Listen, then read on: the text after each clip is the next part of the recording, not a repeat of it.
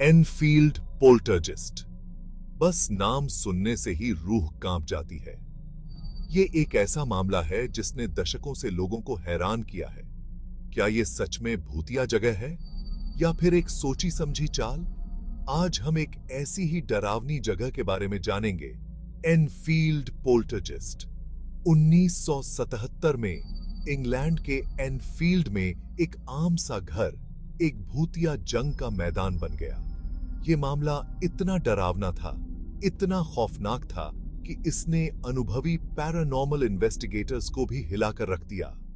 Hodson परिवार का यह किस्सा इतिहास के सबसे डॉक्यूमेंटेड हॉन्टिंग्स में से एक है। सबूत झुठलाए नहीं जा सकते।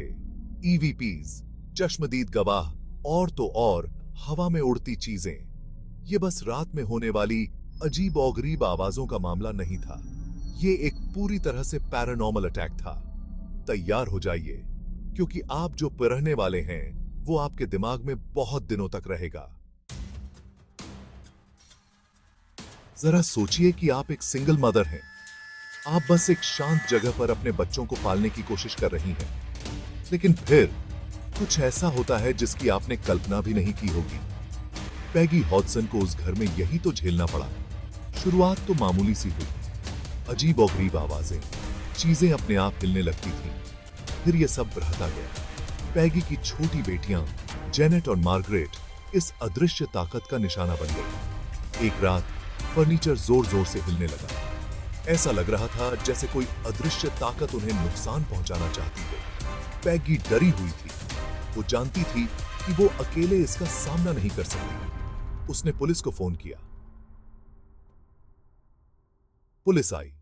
उन्हें यकीन नहीं हुआ, लेकिन जो उन्होंने खुद अपनी आंखों से देखा उसने उन्हें भी सोचने पर मजबूर कर दिया। एक भारी सा दराज खुद ब खुद हिल गया। पुलिस वाले भी ये सब समझ नहीं पाए। उन्होंने मदद के लिए और लोगों को बुलाया।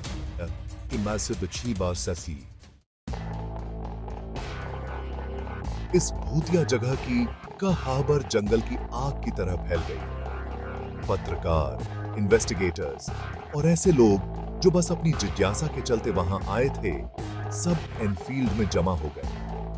वो बुरी ताकत अब अपनी असली ताकत दिखाने लगी थी। हवा में से आवाजें आने लगी, चीजें कमरों में इधर उधर उड़ने लगी, मानो किसी ने उन्हें गुस्से में जोर से फेंका हो। यह भूतिया सिलसिला लगातार चलता रहा। जेनेट, जो उस समय सिर्फ 11 साल की थी, इस सब का केंद्र बिंदु बन गई थी। वो सोते हुए हवा में उठ जाती थी। उसकी आवाज बदल जाती थी, भारी और कर्कश हो जाती थी। ऐसा लगता था जैसे किसी ने उसे अपने कब्जे में ले लिया हो। घर में पूरी अफरा तफरी मची हुई थी। हाहाकार मचा हुआ था। 2 पैरानॉर्मल इन्वेस्टिगेटर्स को बुलाया गया, मॉरिस ग्रोस और गाय लियोन प्लेफेयर।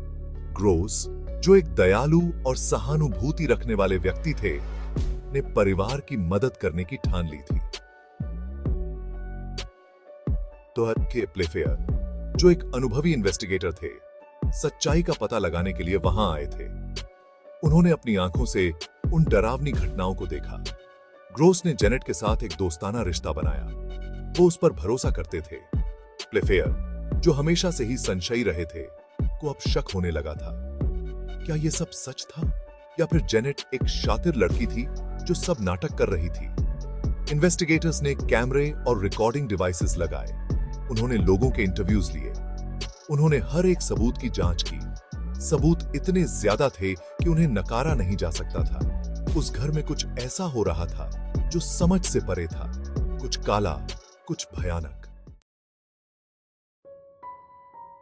इतने सबूत होने के बावजूद कुछ लोग आज भी इस पर यकीन नहीं करते। वो एनफील्ड के मामले को एक झूठ बताते हैं। उनका कहना है कि जेनेट एक परेशान बच्ची थी। उसने ध्यान पाने के लिए यह सब किया। लेकिन जो लोग वहां मौजूद थे, जिन्होंने उस डर को अपनी आंखों से देखा था, वो सच जानते हैं। एनफील्ड पोल्टरजिस्ट असली था। आज भी लोग एनफील्ड पोल्टरजिस्ट की सच्चाई पर बहस करते हैं। लेकिन एक बात तो तय है, ये मामला आज भी लोगों को हैरान और डराता है। ये हमें याद दिलाता है कि इस दुनिया में कुछ ताकतें ऐसी भी हैं जो हमारी समझ से परे हैं। ऐसी ताकतें जिन्हें समझाया नहीं जा सकता।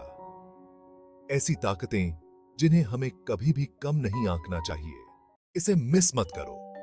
अगर आपको मजा आया तो सब्सक्राइब बटन दबाओ, अपने दोस्तों के साथ शेयर करो